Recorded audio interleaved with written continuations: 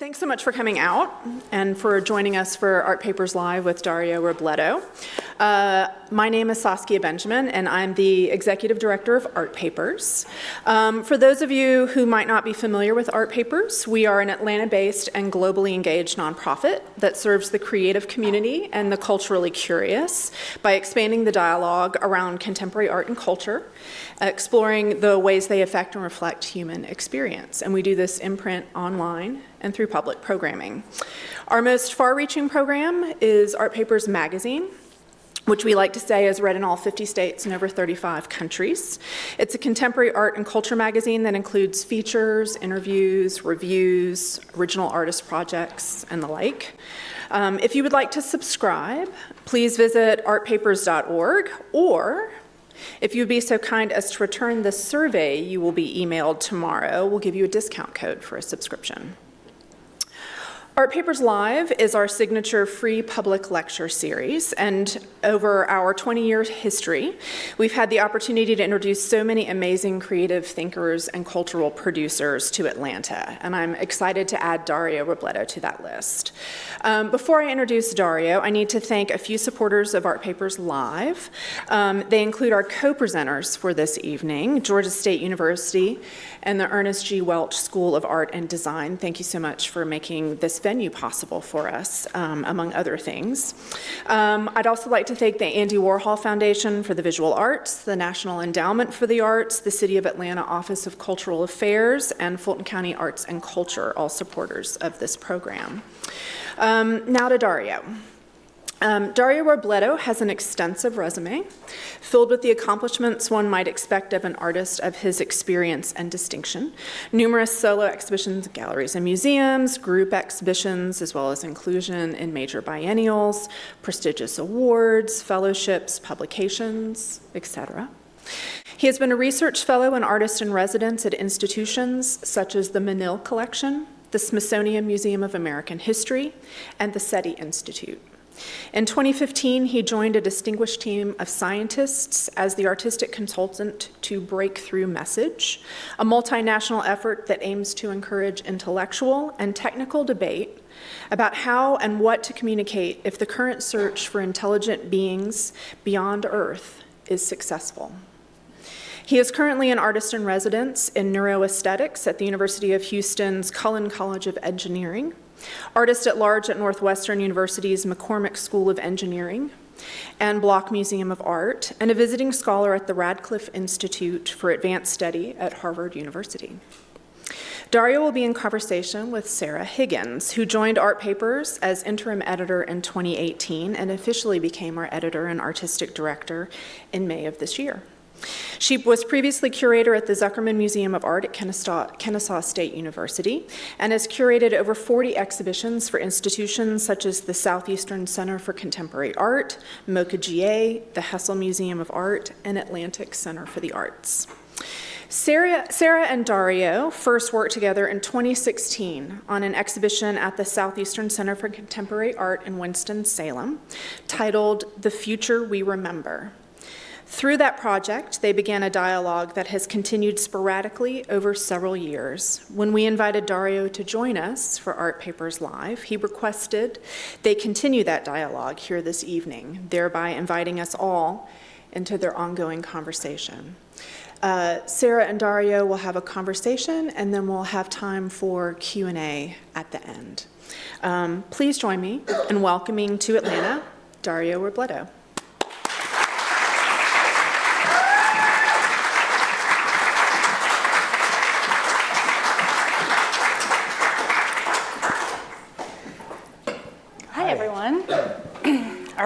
Are we mic'd? Yes. Yeah.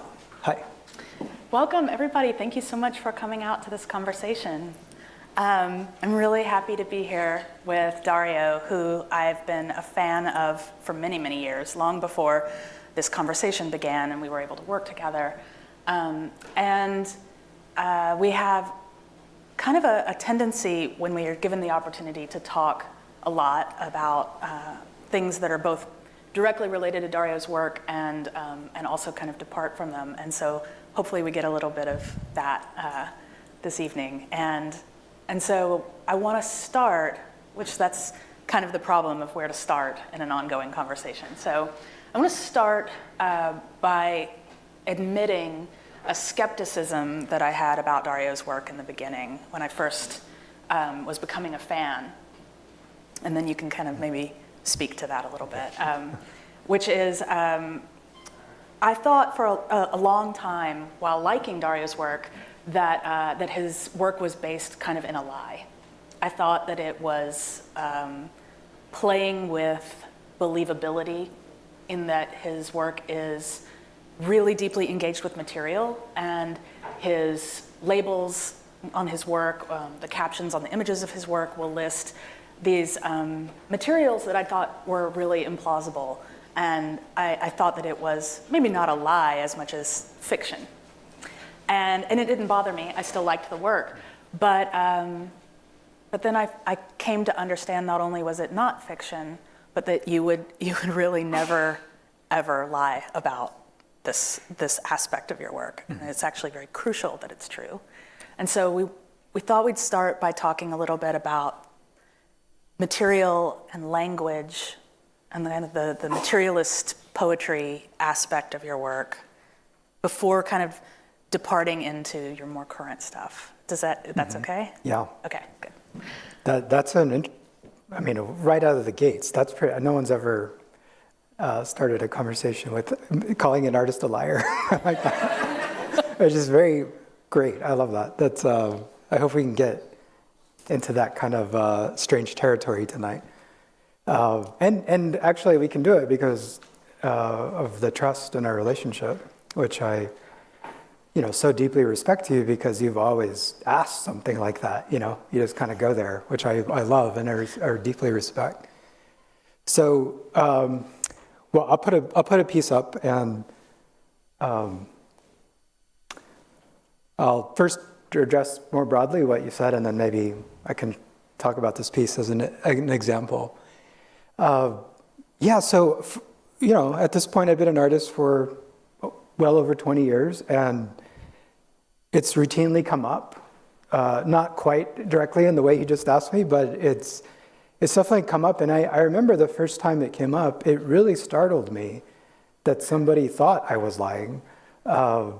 And I think maybe this will make more sense when we show a little more of the work. And by lying, or fiction, as you said, which is a better way of saying it, I've always been interested in aiming for a space, a type of space of wonder and expansion in one's thinking, that the expansion's related to you having to sort of really take a leap. And for me, that's science has, since I was a little boy, science has always satisfied that, every great discovery in science, not just to me, but for all of us, it often asks us to, what? Like, the Earth is not the center of the universe? These are major moments. Or Darwinism is a thing.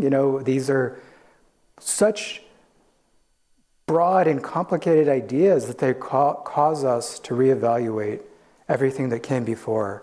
And I've routinely been drawn to ideas like that. In no way am I suggesting I've done that in my work, but what I mean is that I like that space. I like the space where it's just sort of scratching that outer edge of believability. And I like asking the viewer to come with me. If they don't, that's equally interesting and fine. But for myself, and an internal logic and, a better word is ethics about what I do, I really believe that lying is boring. Lying is the boring option. To do it is way more interesting. And actually, it's more interesting conceptually, but it's also more interesting technically and materially, because I love that I don't know how to do this. So for example, this early piece, Sarah asked me to pick an early work to kind of cover some broadly. We'll move on to contemporary work after this, but this is an early challenge of how to use materials in this unexpected way. I have a rich history and deep love and appreciation for DJing and DJ culture. especially the concept of sampling, which is really kind of a backbone in my thinking. And I wanted to basically, how could I take the skill set of the DJ and bring it into the sculptural world? And so, for example, the idea of mixing two records together, I had this idea of, well, what if I literally melt them in a pot and mix them and like turn them in that way, and what could come out of it? So what you're looking at here are two hip bones. These are made of melted vinyl records. And this is, I considered this the only attempt I've made at a self-portrait, because the top pelvis is specifically made from my mother's rock and roll record collection, her 45s. And the male pelvis, I'm sorry, my father's on top. The male pelvis is specifically made from my father's 33 RPM records. And I know, at this point I've asked my mother many times, I know enough about how I got here to know the role these very records played in my creation. And I've always loved the idea that I'm literally here because of rock and roll, which probably a significant number of you are as well. And that music is that important to making us who we are. But the idea was, there are other layers to this I won't maybe go over, but I'll stick to the material part. And so the material challenge here was, how do you turn a record into a hip? Which was a fascinating challenge. And as related to your question, if that text was made up, I find this work completely uninteresting, because to do it is way more interesting and challenging. And so it's always been part of my approach to art making, that it is what I say it is. And if one can't come with me on that, that's all totally fine. But internally, for myself, it has to meet that standard. Mm-hmm. So, yeah. Okay. That's, yeah, it's, I mean, I think I've said to you before that I was like elated when I found out that this was all true. And the sort of outlandishness or the challenge to come along and believe that you are a trustworthy narrator of your own work kind of goes from here and then gets more and more intense, and we'll kind of come around to that. Okay. I think it's important to note, because I think that there's a crucial aspect of sincerity in your work, that to get to where I hope we're going to end up talking through, it's important to know that that's a foundation of your work, that there's a kind of self-imposed ethics and responsibility to the viewer.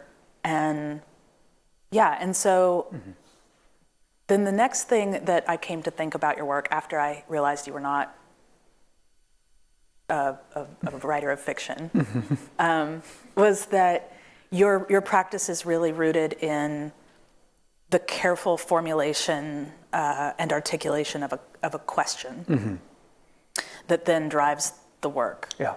And so we've discussed having this conversation tonight kind of driven by some of those questions.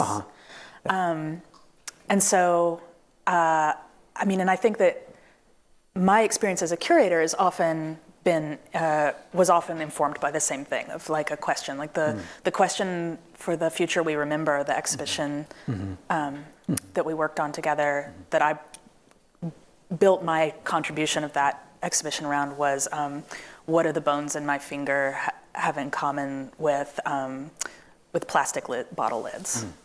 And so that was the prompt, and the exhibition was kind of, filtered out from there. So maybe let's ask a question. Yeah, so just briefly, I take the artistry of asking a great question very serious.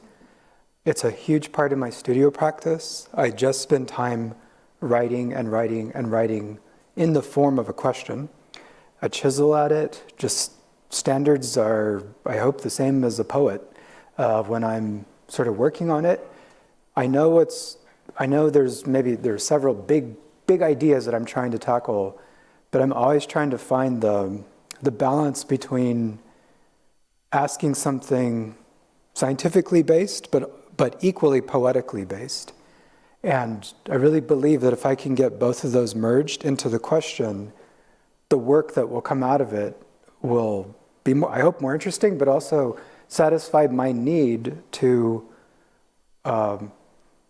merge the poet and the scientist in myself, in which I think all scientists and poets actually display, and the divides between us are quite artificial when you really get down to it. But two questions that have occupied my mind for many years now. I chose to put these two up. And often, I formulate the question with no hint that I can actually answer it. And maybe I never can, but the goal at that point is to really try to answer it. And wherever that will take me, however long it takes, I will invest that time.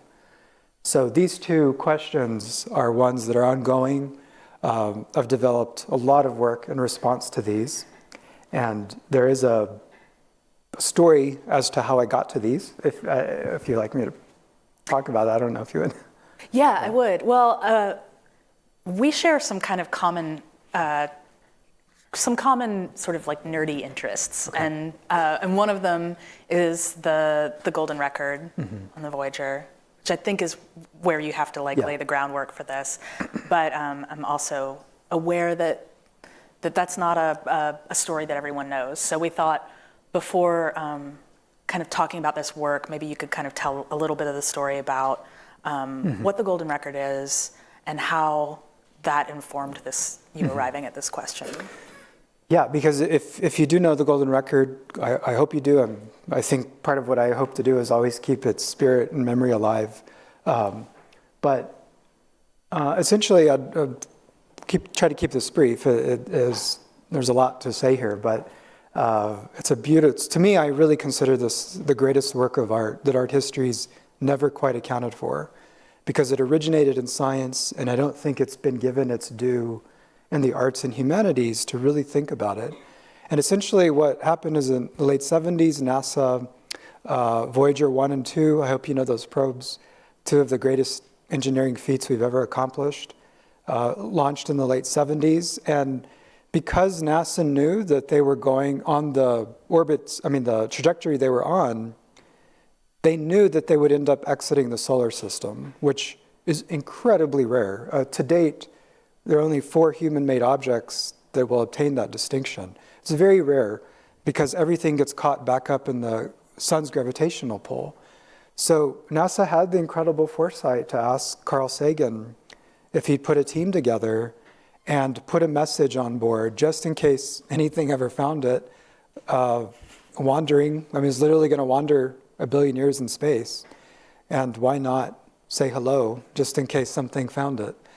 It's beautiful, and because it was 1977, they chose the technology, the record, the long-playing record, which I find fascinating. The sign of high technology for us will be a record, potentially if something finds it, even though we've even kind of moved on from it in such a short time. But on board is what's really beautiful about the story, which I won't spend a lot of time on, just a little sampler here. Each thing I've researched in depth. I've tried to really understand the logic of what they put on board and why. There's language, there's music, there's sounds of the natural world. It's really this beautiful, hopeful gesture of the best, hopefully, the best of humanity, just in case something found it. And it's literally on a record made of gold, and it's attached to the side of the probe. And in 2013, after over 40 years of flight, or close to 40 years of flight, NASA announced that it had finally was starting to at the edge of the solar system, and it's now broken free of the gravitational pull of the sun, meaning it can never come back. It's truly going to wander 1 billion years in the darkness of space. And what's on board that I've spent most of my time investigating, and really on a quest here to get us not only to remember, but I really want I want all artists to be involved and think about this thing and crack it open in multiple ways. And Andrian, who was a young writer at the time, she was on the team, who Carl asked to be on the team, she was specifically tasked with including sounds of the natural world, so like crickets, whales, all of this. She made this beautiful composition. But what she put on board that's not as widely known is she also put on board the electricity of her brain and her heart. She sat alone for an hour in a dark room and was recorded by an EKG and an EEG machine to think, and she just thought. And she's likely the last example of a distinct human thought as electricity embedded in the grooves of a gold record at the edge of the solar system. And the story of what she thought about and why'd she do it has not fully been understood. I promise I'm wrapping up here, but why I'm so mesmerized with this, beyond everything I just said, is that Anne and Carl secretly fell in love while they were making this record. And that's why she was inspired to record herself, because up to that point, the team had not really talked about how do you represent human emotions, something specific as love on board. And although she knew she couldn't quite get that through the logic of NASA as far as what they would put on board and why, because it wasn't strictly scientific anymore. But very cleverly, and I also argue, she's one of the most subversive conceptual artists we've ever had. She literally snuck love on board because she couched it, which is true, as a physiological signal of her body. But only after they ended up falling in love. They had 2 children. They were married till the day he died. And after he passed away, she did publicly speak for the first time about the fact that she specifically thought about falling in love with Carl, with other things, a lot beautiful other things. But she did it because she knew this might be the one shot that we get something out, away from whatever fate is still on our planet, and that something like falling in love should be there. And I think what she did is just brilliant, just truly brilliant. And so I've been working for many years on this question, which I formulated as, what does one gift to the only woman whose heart and mind have left the solar system? I've been working on that because, I mean, God, what do you give that person? And in no way do I think I've met it yet, but I've been building a body of work that I hope offers something worthy of that wonderfully expansive, caring gesture of trying to say something important about us if we had one shot to get it out from our planet. So that's kind of, there's a little video. These are some of the readouts of the day she was recorded. It's now well over 13 billion miles away from the Earth. A little side note, but NASA has a JPL on their website. They have a real-time mileage counter of the Voyager's position and speed. And until 2025, they think they can milk the battery. I mean, it's already 40 years past what they expected, so it's a minor miracle. But they're still in contact with it, and they think they can milk the battery to 2025. And on that day, it will truly we'll lose contact and it'll just be drifting. But I look at that mileage counter every morning as a way to sort of position myself and think deeply about what I'm looking at, because Anne is the only human who knows with exact precision where her 27-year-old heart in love is in space and time. And think of if you had a mileage counter attached to some past event in your life as you're moving away from it. And she does. And it's amazing. And it's one of the most beautiful things I've ever put my eyes on. It's just truly stunning. So it's been a source of great inspiration. I highly recommend everyone look at it.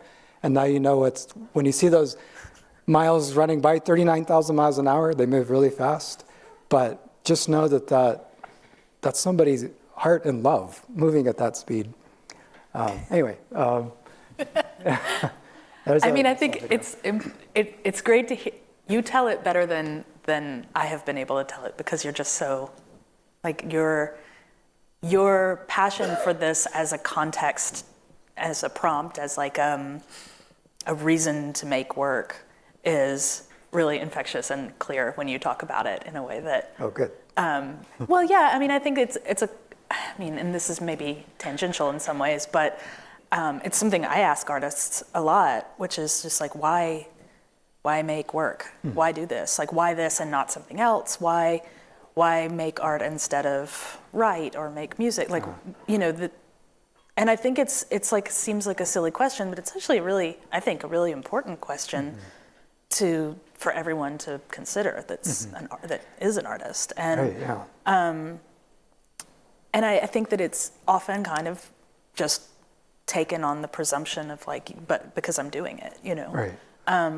And this is such a very specific reason to be making work. And I'm curious about the idea of like formulating an entire year's worth of work as a gift to someone who at the time you hadn't met. Right? This notion of it being kind of this gift to her, it's like way before you met her. Yeah.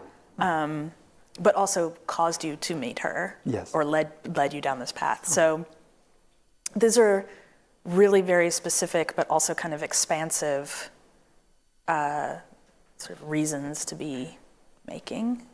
I need a clear purpose.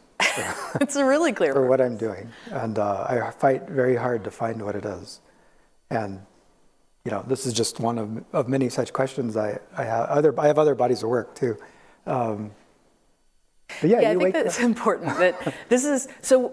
We wanted to focus kind of on this particular trajectory of Dario's work as a way of narrowing it. He has a really prolific practice that isn't all about this question. I mean, this is just one of many questions, but I feel like this is one that's become really central to your work. It has, because other things have blossomed out of it that then are worthy of their own pursuits.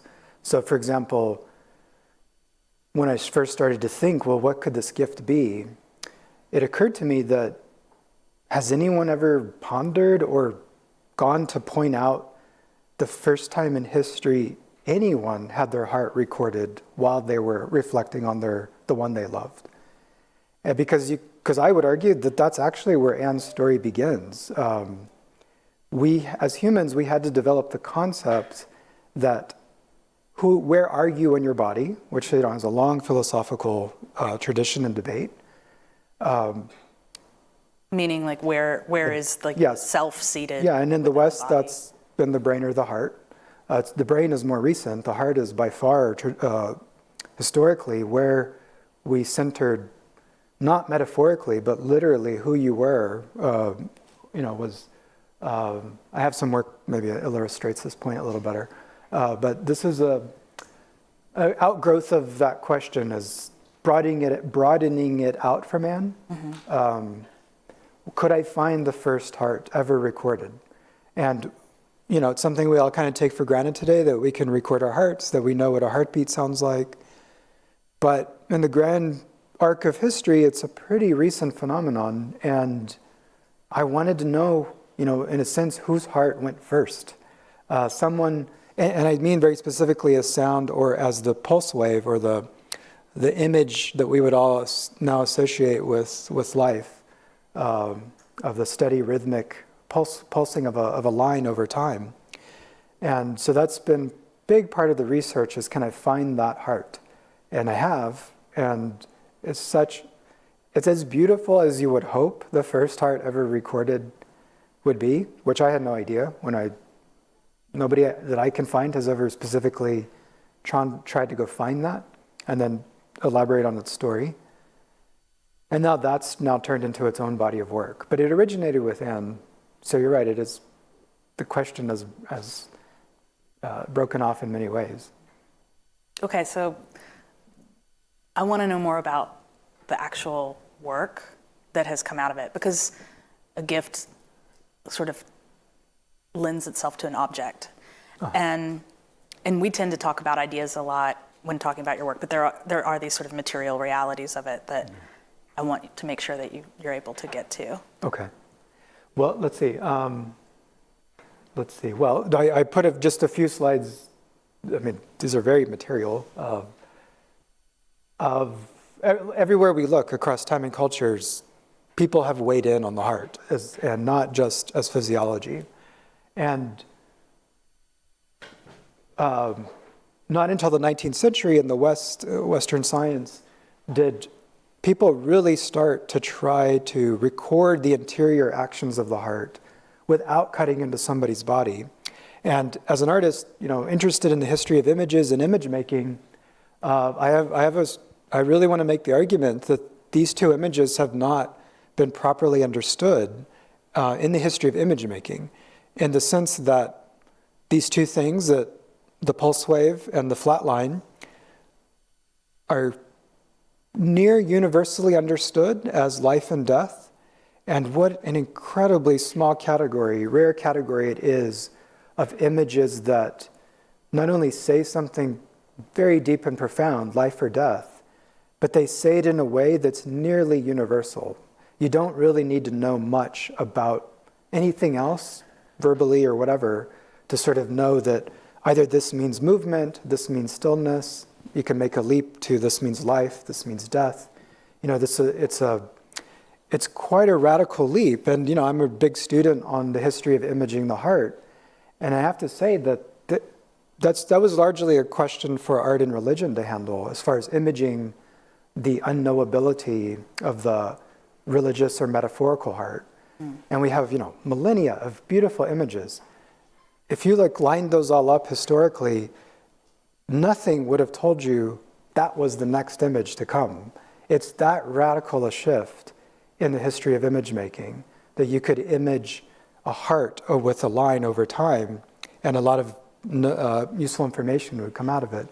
So I really can go on about these a lot, which is something I would not have known without taking Anne very serious, what she did. And the gift in this case, it's like you said, it's not always an object, it's an idea. Like, just that I could be able to say that to you is something that I can now offer to Anne as well as an idea, which I think is an important one to ask. But I did pick one sculpture out of the many years I've been working on this now, as far as it fits more of a physical gift. Do you want to jump in before I? No, I want you to get there. Okay. And then I will. Okay. So when I made the PowerPoint, I didn't realize we'd be sitting in front of the text, so I apologize for that. But this is a work I spent many years on, and I'm very fascinated with first ofs. That was one of the earliest memories I ever have of reading a book was the Guinness Book of World Records, and I've bought the new edition every year since. It's such an important book to me. I just could go on and about it too, and I really also think it should be reevaluated. I don't think I realized those were still in publication. Oh yeah, but it's usually the second best-selling book next to the Bible every year. It's that it's that popular. That's amazing. Yeah.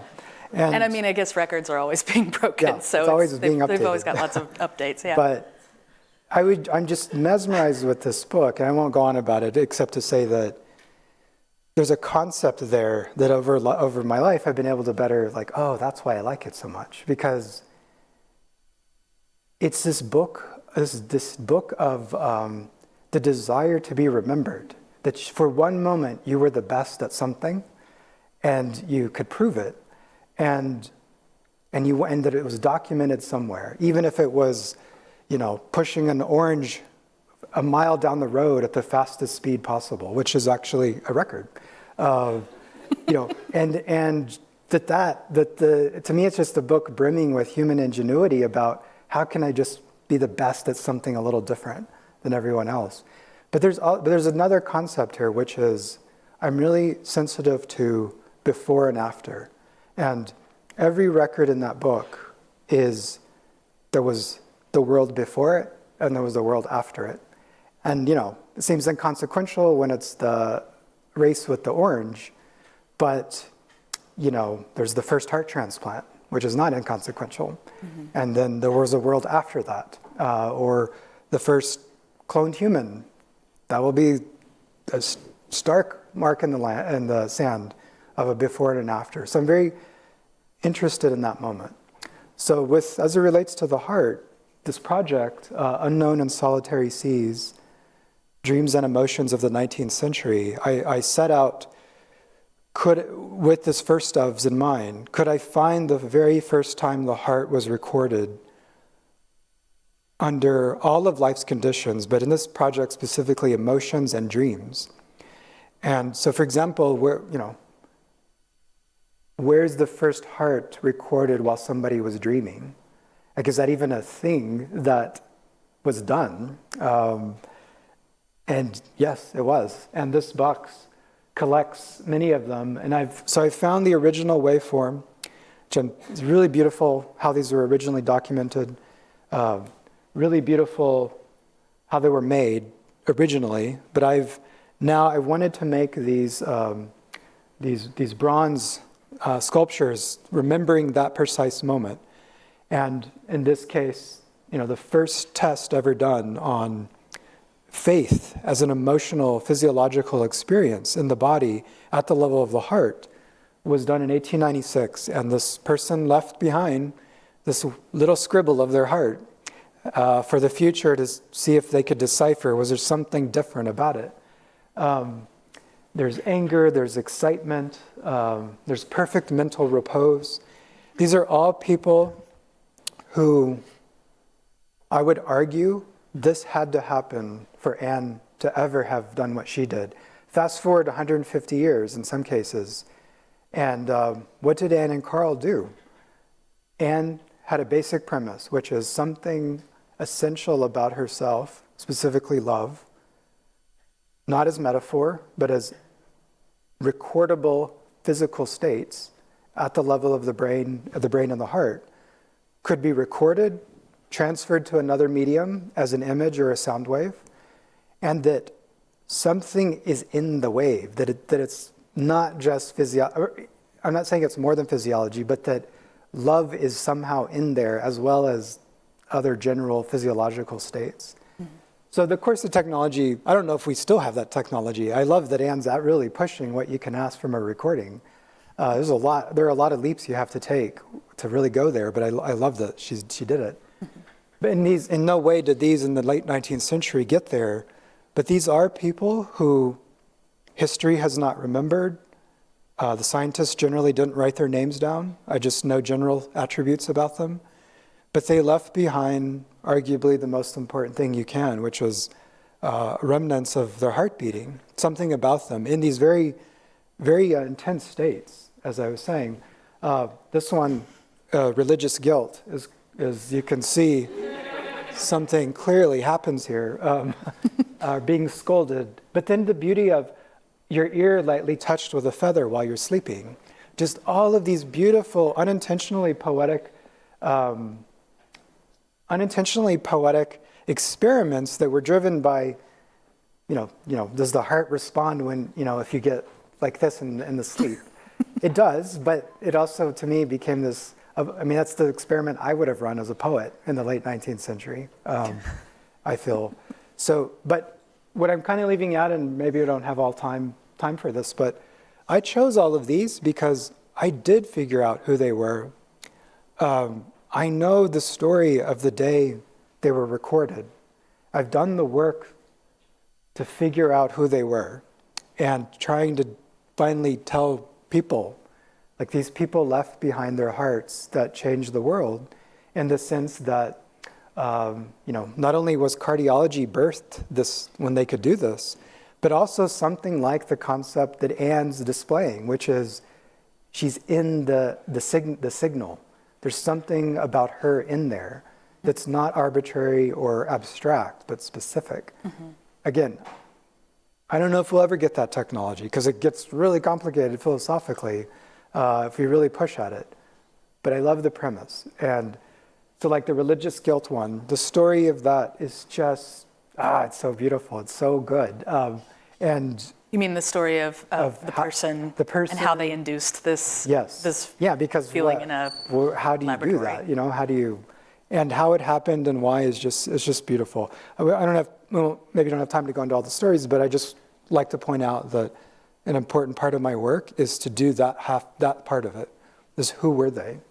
And So for each one of these, you could tell the whole story. I could, yeah. Like, I don't know their names in every case, but the conditions of the experiment, I've now figured out where, when, what time of day, the religious guilt one, how they induced that, but then why that would have worked on that person. I know that story now. It's really stunning story. I mean, I'd be really interested in knowing how perfect mental repose was. I mean, talk about pushing plausibility. Yeah.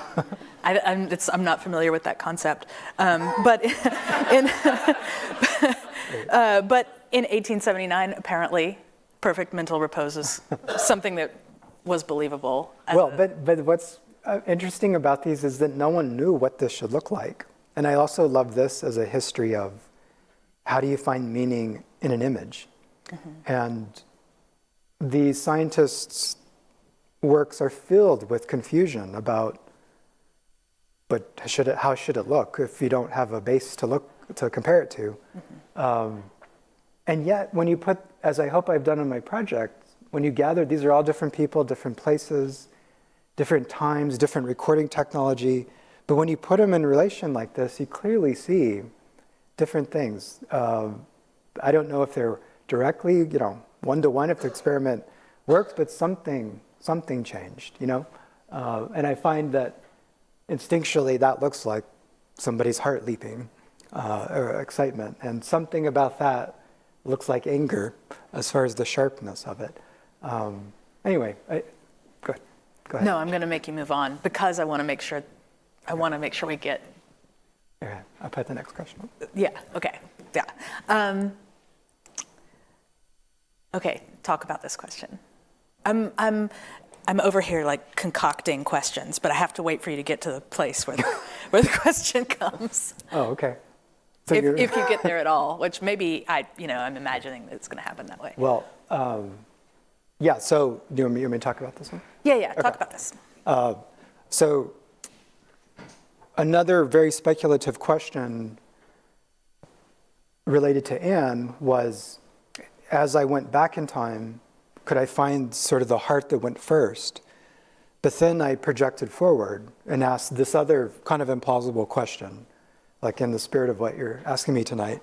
And, I asked this question not thinking, I didn't know if I could answer it, or why would our hearts ever sound different? It doesn't immediately seem obvious as to why.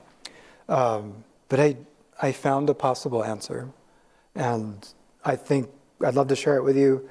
And it also illustrates this other concept that was part of the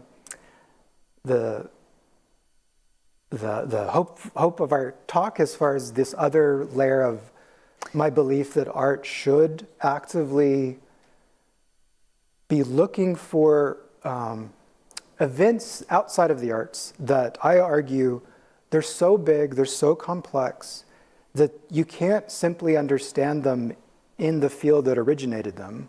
So, for example, cardiology or astronomy or theoretical physics, they're just sometimes ideas that you can't only understand them through the skill set that got you there.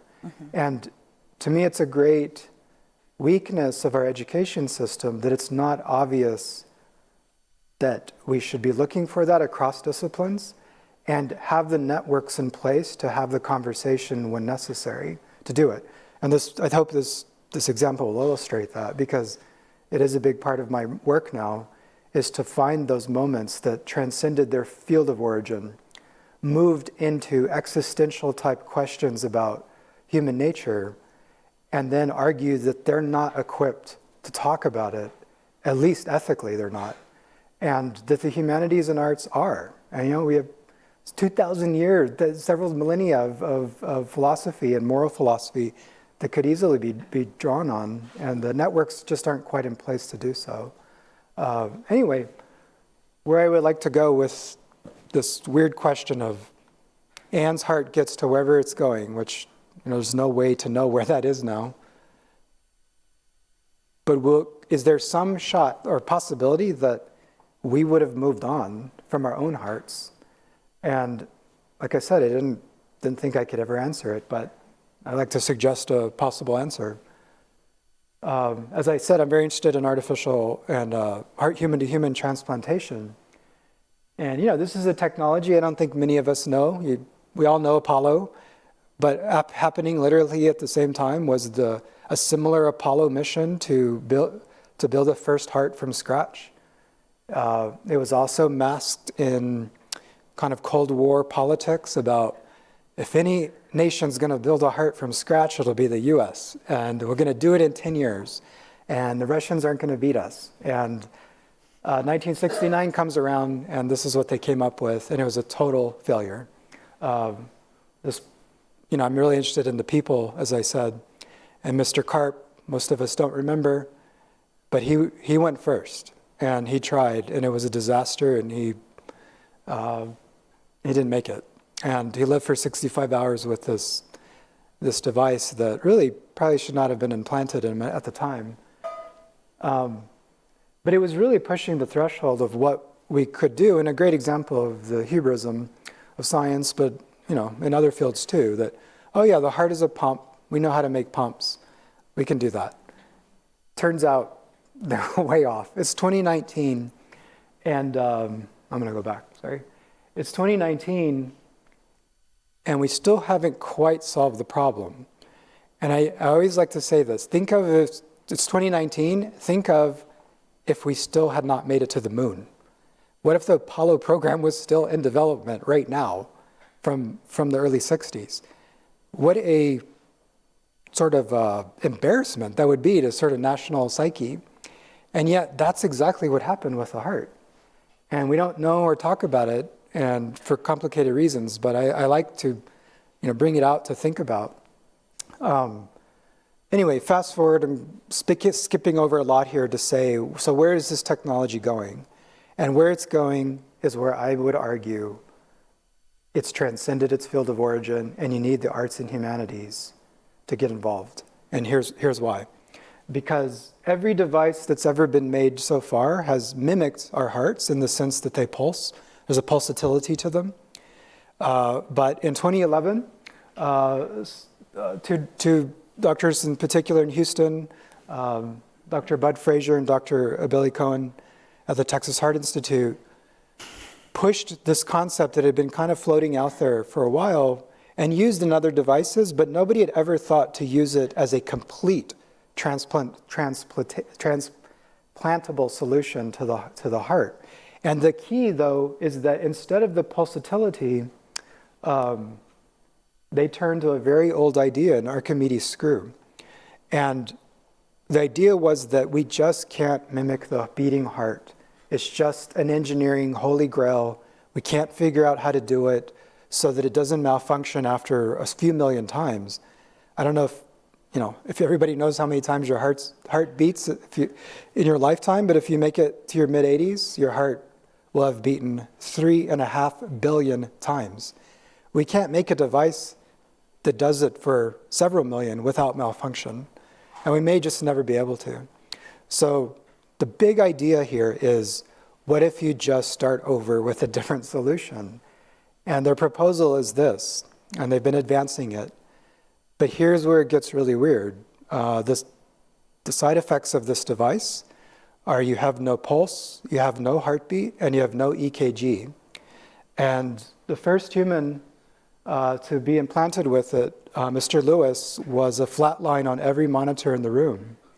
And he still lived for 5 weeks with this device. He, like Mr. Karp and others, and I'm really trying to push this point that nobody remembers these people, but they're literally giving their lives for the hope that we'll save others down the road, because they think maybe it'll work for them. So Mr. Lewis didn't make it because there was no way to save him. This is total give your body to science sort of experiment.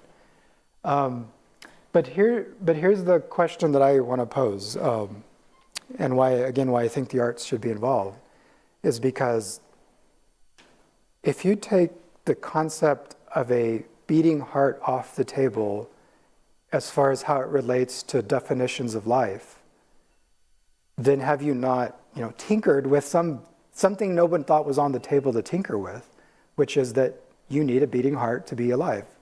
And at least in theory, he's saying that we don't. And that may be true, and he might be right, and we might save thousands of people in the future, but it is such a wasted opportunity if we don't at least ponder what's the poetic price of a beatless heart, not what's the engineering or physiological price, which is what they're concerned with. So I've been working on this for a while, really trying to push them to think about it, and I have it next if you want me to. Yeah, I want to hear it. Okay. So, well, part of my goal here has been, how do we get this conversation out in a public way to talk about this? Mm-hmm. And because I have such a passion and interest in the history of recorded sound, it took me a few years, but I've really asked him, does this mean we have a future of silent hearts? I didn't know what that meant as far as that common relationship of hearing somebody's beating. And it took me almost 2 years, but I told him we really need to record what this sounds like. This has never been heard before. It's one of the most complicated, it is the most philosophically complicated sound I've ever heard. And it did finally get to record it in a second patient with Dr. Fraser. And it was a really intense day, and I'll be happy to tell you more about it. But what I'll do next is I'll play the recording and let you sort of process how you want to with that. And then you'll explain kind of what we're hearing. Yeah. Because I think it needs a little decoding. Okay. Yeah. Okay. So here, this is what it looked like inside of his body.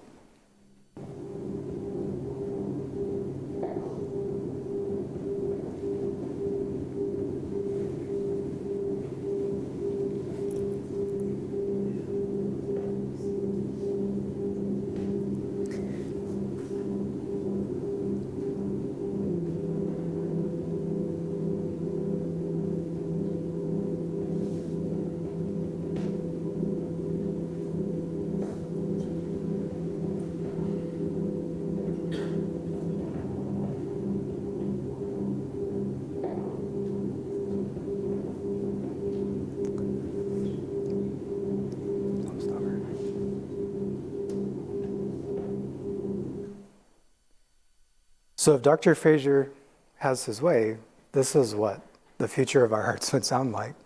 Because he's also not just suggesting we put this in sick people, he's suggesting we put it in people before they get sick, to be proactive on the problem, not reactive. And, for the first time in history, that's actually something we can think about and talk about. And if we don't have a public debate about it, then I think we're missing a big thing here. So anyway. So can you explain what that was that we were hearing? Because there are sounds that change, and because I think it's also important, to explain that you were there. Yes. Recording it. Yeah.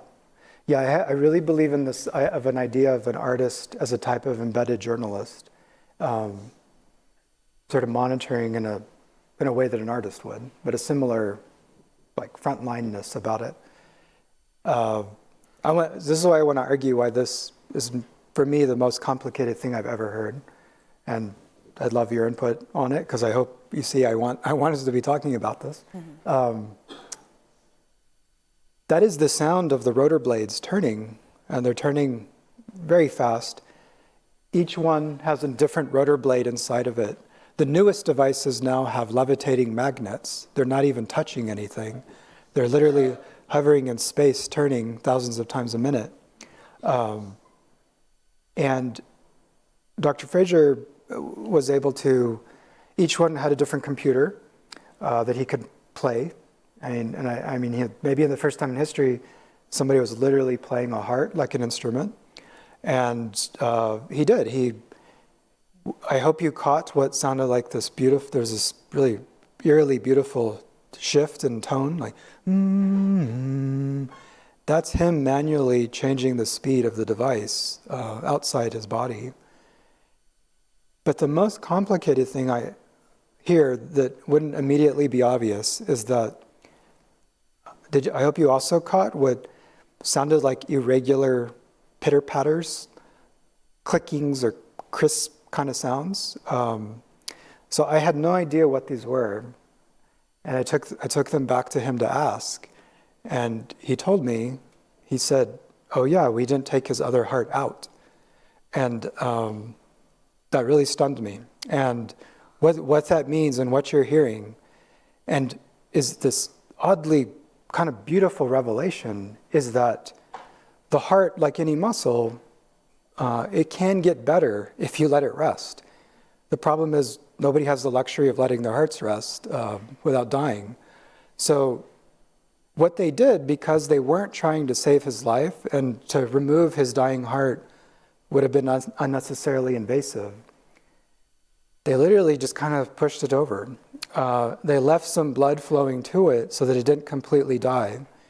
But what you're hearing, that machine is so good, so perfectly functional, that he's starting to get better, meaning his heart was slowly starting to get better, meaning it was trying to beat again, and it couldn't find its rhythm anymore because the machine had taken over. And so in the space of his chest are so many ideas that we should be talking about and debating. I mean, the idea of the fears of machines and humans and what's going to take over the other is what if one's more efficient, what do you give up on the other end of it? It's truly one of the most complicated things I've ever heard. And I feel that, as I'm arguing here, the role of the artist, that I think it was only an artist perhaps that would have made the case to record it, and then be able to sort of present it in a way that gives us a different perspective, a different lens to look at. Because in all fairness to Dr. Fraser, he's a brilliant person. All he wants to do is save people's lives. And for him, if that means letting go of some outdated notion of a beating heart, he's totally fine with it. And he might be right, but I'm not totally fine with it, or at least I'm not ready to let the question go, because a lot more is hinging on the notion of beating hearts. And as I told him, nobody's fallen in love with a beatless heart. No artist has made art with a beatless heart. Nobody's worshiped to their God with a beatless heart. It's a whole new terrain of what that could mean. And it's something at least that we should talk about. So anyway, that's the story behind that. So we have 10 minutes. Okay. And so I want to depart from this so that we can get to the next part, just so that it's in the mix for Q&A. Oh, okay. Because I know that we could, one of the things that I know you've talked about before in this context is rhythm. Uh-huh. And how tied rhythm and music making is to the notion of the heartbeat being the rhythm that we associate. And that there's a lot of other questions that you're kind of posing in this exploration, but I'm going to nudge you forward to the next question. Okay. If we're at that point. Oh. Are we at a point where the next thing? Oh yeah, here's a giant here are the questions. telescope.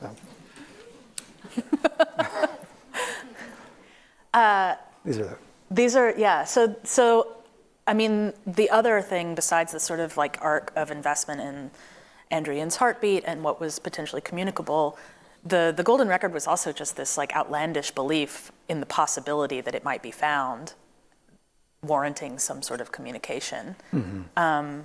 And so here we're arriving at the SETI mm-hmm. part, and before we do that, just very quickly. Mm-hmm. Can you explain what SETI is? So SETI it stands for the Search for Extraterrestrial Intelligence. It was a program Carl Sagan got off the ground in the 80s. It's been largely unfunded for complicated reasons, but it's definitely in a renaissance. It's been kind of remarketed as astrobiology, which maybe you've heard of. And it is right there. It's the search for life in the cosmos. And I would argue that, with a beatless heart, it's one of the most important questions I feel we could ask, which is, are we alone?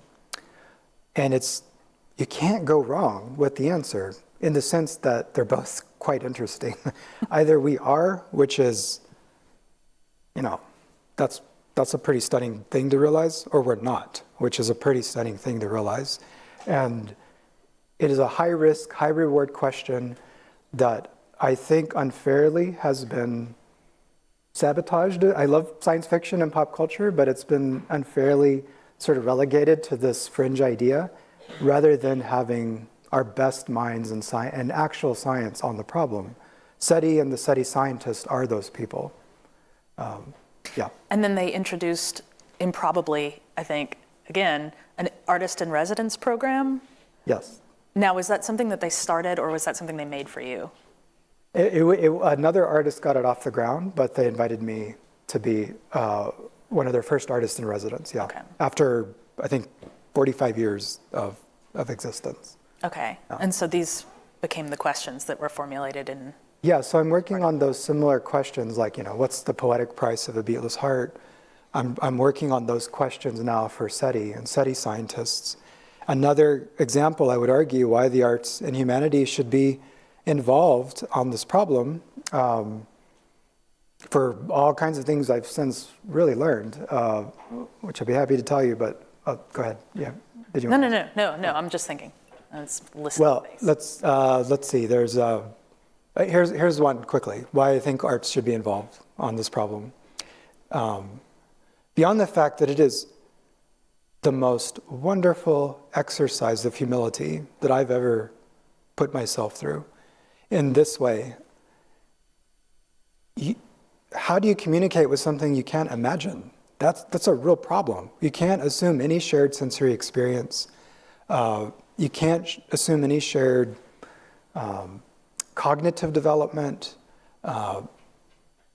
The communication, you can't assume communication as we understand it is the same thing. At every point of the problem, you have to deeply focus on your humanness that may be biasing the question. Mm-hmm. And I find it such a beautiful sort of philosophical exercise to do this impossible thing of removing yourself from the question. So it's a great tool I've found just personally to reflect on this, but also why art should be involved. For example, as I've asked them many times, many interviews, they have incredible ingenuity and interest in finding the signal. But as soon as I ask, great, what would you say back? Then I find the ingenuity kind of nosedives. And I think I know why, because it's a different problem. It's a content problem. It's a meaning-making problem. And not that science isn't doing that, but it's not, the energy hasn't been placed there. And that's where I feel we have so much to contribute, or else I want to. And so, but the thing, almost consensus, if you ask them what would they send back or say back, always say math. They always say math or physics, which I totally get. Likely they understand physics as we would, but I mean, that's probably still an assumption. But the provocative question I've tried to ask back is, great, would you let an artist pick which equation to send? And that gets really complicated and uncomfortable. But it's a great challenge to myself and to other artists I talk to about it, because then you really have to ask, can math do what we both want it to do? Mm-hmm. Can it display a type of intelligence while also sending a sign of what matters to us? Well, and I think that to me, it also has this intersection between a moment in science and a moment of art happens in that problem, which is, what do we really have to say? Yeah, it is another example of, like with the Golden Record, another team who was asked to do something similar, like what, of all the things we've done, all the good, all the bad, if you have one chance to say something, what's it going to be? And is there any possibility, a consensus on that? I don't know, but it's a wonderful challenge to think about what that could be. I know what mine are. I've thought about it a lot, but I'd love for that to be a broader conversation. Okay. Anyway, so we're running out of time. Yeah. And we want to have ample time for questions and answers. Uh-huh. I'll just scroll through these while you're talking. Yeah. Am I talking over Twitter now? Is that no? These are just headlines. Okay. They're Never want to they're talk just over really Twitter. important things happening in SETI right now that I'm spending a lot of time researching that are really changing the field. So we imagined a lot of questions that we would get to up here, and it just ultimately, like, we tend to not go over the same terrain in the same way.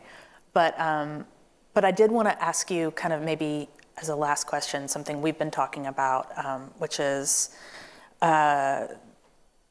you are like a really, in some ways, extremely successful artist. You do make objects, which are, this is a great example, that have been exhibited in a kind of conventional art way in museums and galleries. And you've got this trajectory that kind of matches what many artists think of as a successful trajectory. But then you're also operating in all of these spaces, like the residency at SETI, like the work that you're doing, kind of as a lecturer and a thinker and a researcher with a variety of different universities over time. And those are, in some ways, kind of like parallel or like adjacent, but variants of ways of thinking about success as an artist or access to particular kinds of space or opportunities. And so but then, like, there's also the thing of, like, your name recognition isn't the same as, like, someone who might be at a very similar level in their career that artists would be like, oh yeah, that, so, I mean, no offense. But it's a question we were having about how do you define success as an artist? How do you know when you get there? And you've admitted to me that you do kind of acknowledge, not that it's an admission, but that you do acknowledge that you feel successful in these opportunities, like that there's a feeling of, like, having reached a point of success. And I just, because I know that we have, like, artists in the audience, I think it's always important to talk about that. And so I'd like you to talk about it a little bit. Okay. Yeah, I think I share your position on this a bit. It occurred to me early on that I needed to define success on my own terms. And that became apparent, which every artist understands and experiences, but, you know, it's not easy being an artist. There are many other things you could choose to be. And you're certainly going to face rejection quite a bit, and you're literally putting your soul on display for others to judge or misunderstand.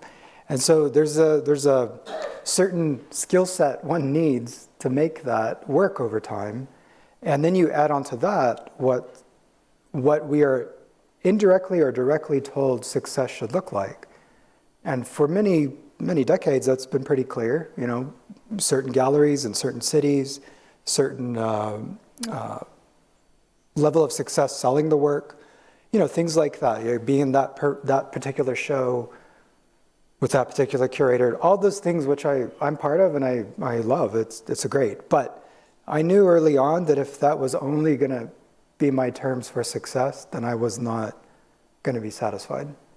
And because you're not going to get all those things, it's highly unlikely that you are.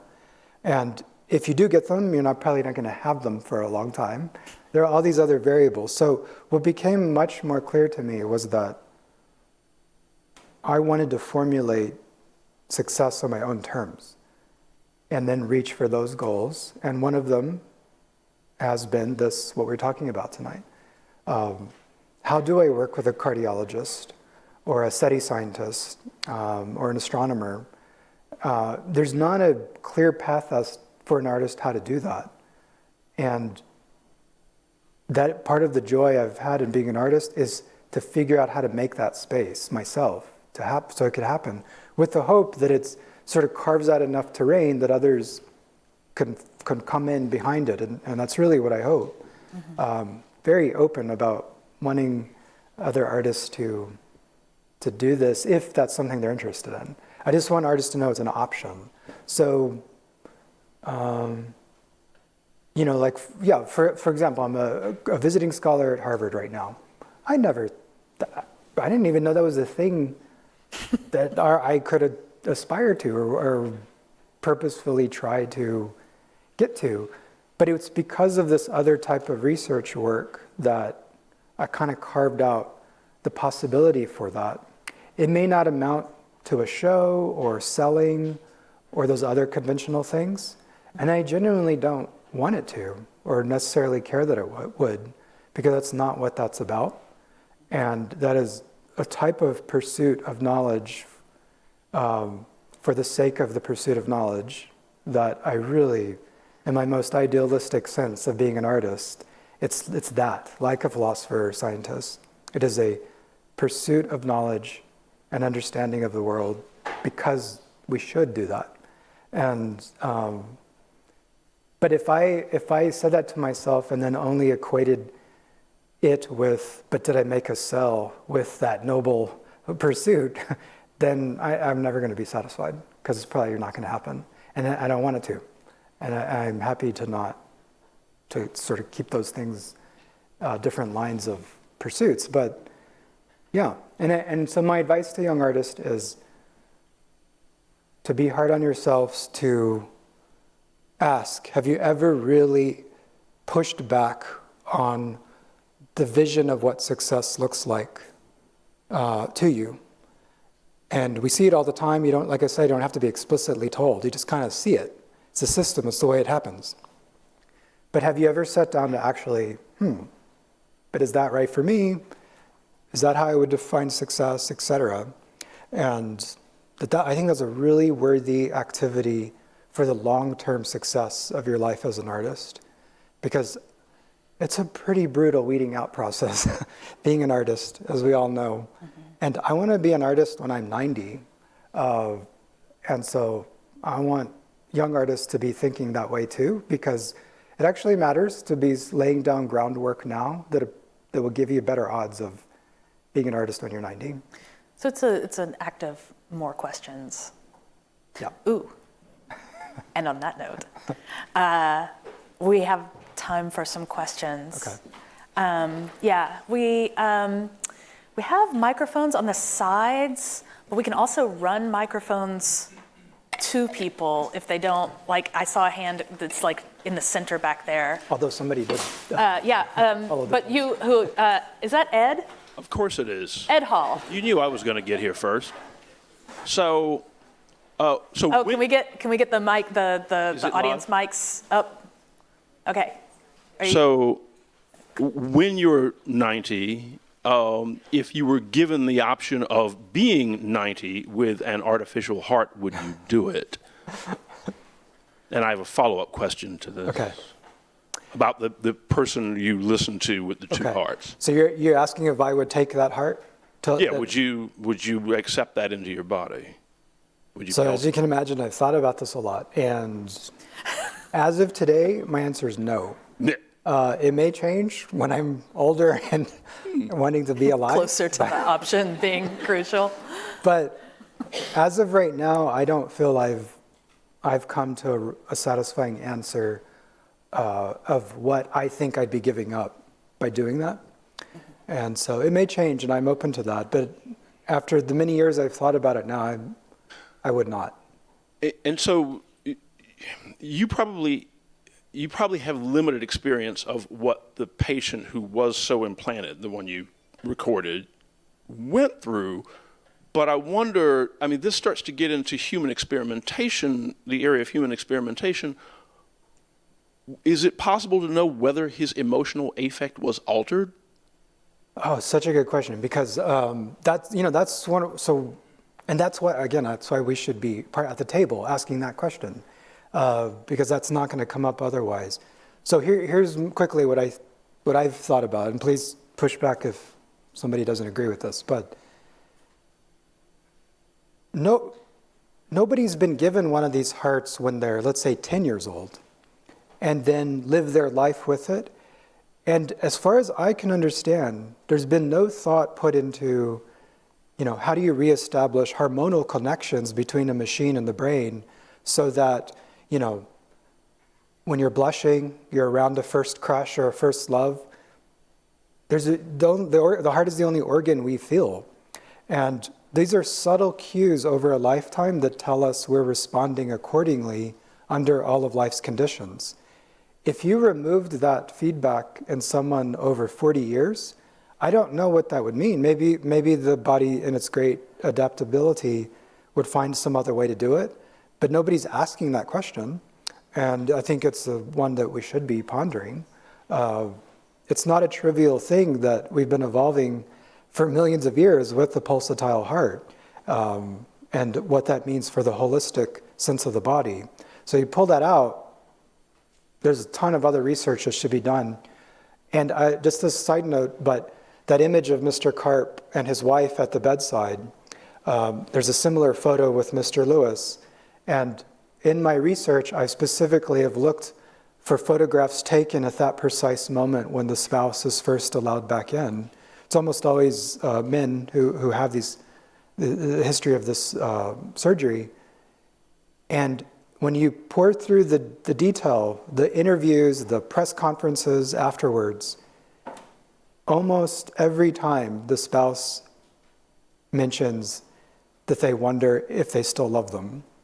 And they say that out loud. And, you know, at first glance, oh, this is a silly question. Why wouldn't they love it? But I think it's this little social experiment that's been occurring where when push comes to shove, are you really confident that something about you is not in there? And I'm not advocating that it is, but I think it's interesting that we've been evolved to think that it is. And I find that fascinating that consistently the spouses ask that question. And nobody's really done that research or seems to want to do that research. So. Thank you. I want to get to another one. So let's do left, right, left, right. I can literally feel my heartbeat because I don't like speaking into microphones, but I'm never going to think about it the same. So thank you. Thanks for being here. I have a comment and then I have a question, but I went to graduate school in New York City to study art, and not realizing, being from the South, how different that would be in terms of the immersion in the art world. And I want to say that I saw one of your shows after being kind of slapped on both cheeks all the time in art school because I was dealing with the Civil War and whiteness, and my family's history of owning enslaved Africans was not popular. I saw one of your shows and I thought, I'm going to be okay. So thanks for doing that. It didn't belong in the Chelsea art world to me, but you made it there, which is very subversive, and I love that. But my question is, are you in the Guinness Book of World Records? And if so, what for? And if not, why not? Yeah, I did, as a 7-year-old, I did make it a serious attempt. And it was to build the largest spaceship with Legos. And, you know, I gave up after a while, but because I couldn't afford any more of the Legos. But I've instead become a student of the book, as I'm saying. And I've made work in response. I have 3 personal favorite records that they're just so beautiful. They're so weird and so stunning, and there's so much to learn from what they did. But I guess I put all my energy into being a fan and a student of it. I would love to be in the Guinness Book of World Records. I truly would love to. I don't know what that is yet. But anyway, I would love to, yeah. I always curious, has anybody else ever tried to get in it or is in it? I met somebody who was in it once. Yeah? How? What? And Miami merger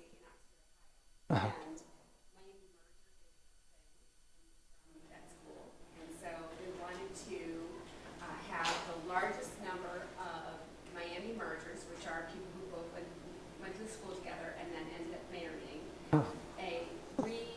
We call it redoing your vows, all together. So wow. Look it up. It's the largest Miami mergers renewing their vows on the centennial or something like that, or some specifically centennial of the university. I love that. Congratulations. That's good. That's amazing. That's pretty cool. And it just, look, I would ask everyone to reflect on how you felt when she shared that. Like, what is that? Why do we feel that way? It's beautiful. It's like, it's an expression of the oddity of being a human, but it's also a gesture of mass display of love, which I find beautiful in it, in itself, and that you had to think about that as a time and place in the world that you could create through organization or however you did it. And to me, that's creativity. That's a beautiful new thing put into the world. There was before that, and there was after that. And I really love that. So anyway, sorry to... Oh wait, we're on this side now. Yeah. Okay. Yeah, you kind of already answered my question, so I'm gonna make this really quick. What were the sort of like recorded like effects of just having a constant heartbeat? Because I know your heartbeat like is supposed to change depending on your like states of just even consciousness. So were these patients even able to like sleep or like feel like relaxed with just like a constant heart rate that they couldn't regulate hormonally? The models of the hearts today, yes, but like Mr. Karp, that device was so clunky. They couldn't reclose his chest all the way because it was too big. And the computer off screen that was running it literally made his bed shake every time his artificial heart shook. And many of those patients early on described the torture of not just even being able to sleep. The technology's gotten a lot better, and so a lot of people do. The problem is the total artificial heart, the idea of taking one off the shelf, putting it in a human, and letting them go live a meaningful, non-hospital-based life. Yeah. That has not been achieved. And I don't know the long-term effects with a beatless heart. Would that affect sleep rhythms and patterns? That's a great question. I don't know. Yeah, but that's another one that should be asked and researched. Yeah. Thanks. It's a good question. Hi, thank you both for a really interesting and generative conversation. I really appreciated hearing you talk about your practice. And I was really struck by the way the conversation began with thinking about the question, and it ended, when you were talking about SETI, with problems, with the problem of meaning. And this really helped crystallize the kind of question I had about your work and the way you presented it, right? I think it's so striking that you're so committed to the question as the thing that opens up the field of your research, and that you're obsessed with kind of keeping these questions open as questions.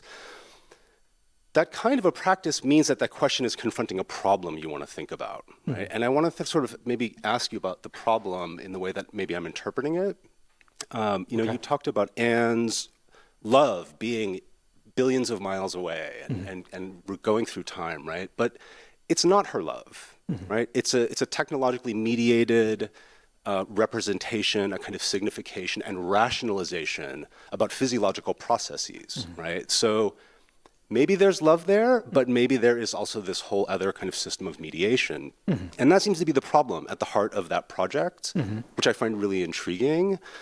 So my question is for you to maybe unfold that problem a little bit, because it seems like you want to recuperate or hold on to something of the human, right? A kind of poetics, which is quite touching, about the truth indexed in these representations, right? But we also know that kind of technological rationalization is used for things like eugenics and has a darker side, right? There's a critical dimension, I think, to that question between technological mediation and something about the human you want to sort of gain access to. Yeah. That seemed to me a really fascinating problem in your work. So I'd be curious to hear you talk about that, and is there a critical or political aspect of that in the way you think?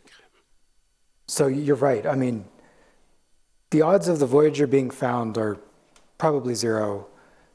The odds of it being deciphered properly are somehow less than that. There are just so many layers of problems here as far as decipherment and mediation, let alone if Anne's original premise is even possible. So I look at these as like with SETI, I look at them, I try to form them in ways that allow me to think about being a human in a more deep way. So whereas I'm in no way blind to the improbability of with Anne's mission, but what I'm drawn to, the poetics you mentioned, is that, but she did it anyway. And I just love that. And that is something too, to think about and ponder. And I always describe art as a hope with no guarantee. And I really consider what she did in a similar way. And so if it's ultimately successful is one thing, but in no way does that determine my interest and all the other steps like that.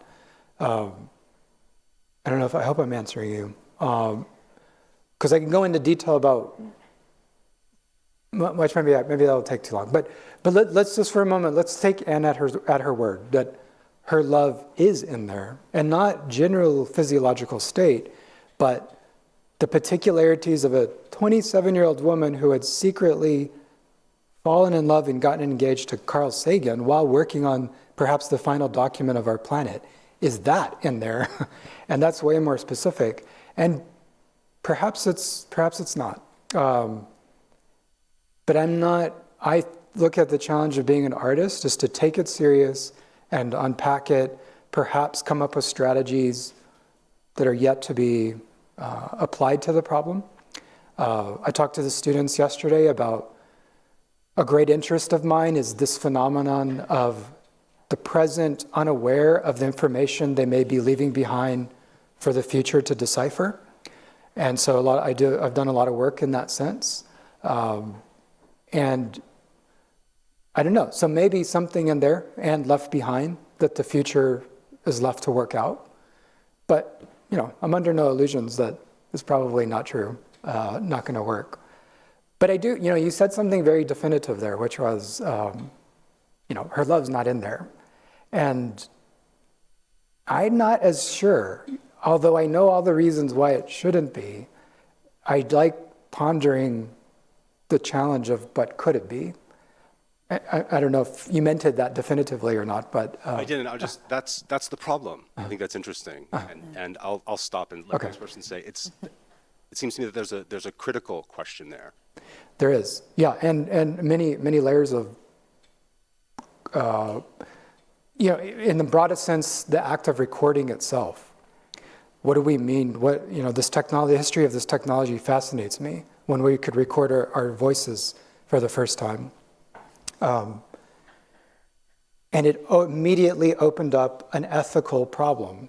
And that first generation of field recorders, Edison had just invented the technology, and to their credit, and it's complicated and we can look back and critique them pretty hard, but a generation of largely white ethnologists and field recorders immediately saw the ethical responsibility to recording technology as it relates to close to extinct languages. And they, I think, did great work recording some languages that have now officially gone extinct, meaning those people have too, or animals as well. So there is for me, a deep correlation between recording and ethics. So without going into that deeper, maybe I answered you somewhat there. Yeah, okay. Okay. We've got time I'll let for you tell me. one more question. Okay. Me. Cool. Hi, Dario. Hi. And so I have 1.5 questions. Do we have time for a half question? Maybe. And definitely speak up a little bit, because even with the mic, you're quiet. Okay, I need to be closer to the mic. Or maybe it's that you're tall.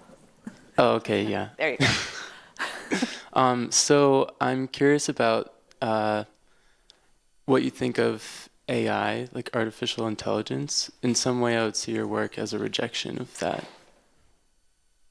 Yeah, answer that in 3 minutes, Dario. Yeah. Do you want to get the half question in here? Oh, I'll have question after. Okay. It's easy. So what No, you only get one. Oh. yeah. One What do I shot. think of it? Half question. Well, I'll take it maybe a Oh, little. half question. Sorry. I'm curious. What was your first memory? Memory? Yeah. Oh, yeah. Okay, so the AI thing, I'll try to be I'll make it more directed. What do I think about AI in relation to art? Because I have many opinions on this. And, there's this wave even of AI-generated art. An AI-generated artwork recently went through the normal expected signs of success and was auctioned and sold for $100,000 or something.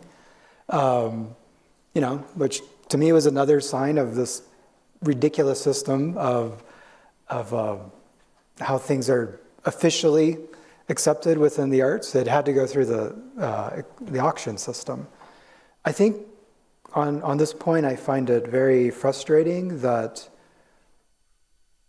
can be put into the world that AI made art without much pushback generally even by the public, which is probably a sign of how little they're really thinking about what art is. I don't think at all AI has made art yet. I'm not closing the door that it's somehow possible, but what would need to happen, in my opinion, for that to be true is we'd have to redefine at some level what we mean by art. And I'm open to doing that because I love challenging everything. But art is not just the thing here. It's in a context. It's in a historical context. It's in a personal context of, at minimum, like one or two freely behaving individuals with emotional histories and disagreements and all the things that make you complex, interacting at the site of an object and displaying all these other factors. So at minimum, I think, or interesting thing I think about that you would need to define art is you have to consider that sort of back history of the maker, and maybe some people don't agree with that, and I don't mean the biography of them necessarily, but I mean that it's in a human social network that its meaning is partly being derived from. And AI has none of that. It doesn't have that history. You could argue that the programmer does, but I don't know. I think if you poke at that, it's not quite convincing to me totally. But the point being that I'm frustrated whenever I hear this conversation because I don't think we've pushed deeply enough on just what we mean by art being generated by AI. So please debate I think it's a fascinating debate, actually. So I'll just be specific on that point. I have other deep opinions about, general artificial intelligence and super artificial intelligence and all that, but that's another day, another conversation. Yep. And then, my first memory. I